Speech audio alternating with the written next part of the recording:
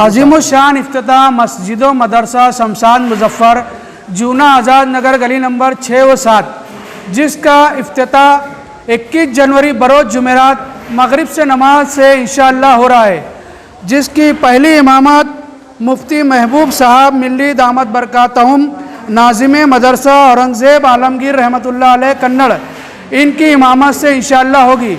आप तमाम अहबाब से इस इफ्तिताही मजलिस में शिरकत की पुरखुलूस गुजारिश और एक अपील आप हजरात से ये करनी है, चूँकि मस्जिद जो है तो एक झोपड़पट्टी एरिए में झोपड़पट्टी में मौजूद है और मस्जिद के ज़िम्मेदारों ने, महल्ले के ज़िम्मेदारों ने, नौजवानों ने इस मस्जिद को पतरे के शेड में तामीर किया है फ़िलहाल, और आगे आप लोगों के ताउन की असल ज़रूरत है। इसलिए आप लोगों से गुजारिश है कि इस मस्जिद का भी ताउन करते हुए सवाब दारैन के हकदार बने और अपने मरहूमीन के नाम से और अपने नाम से इस मस्जिद की पावती बनाए।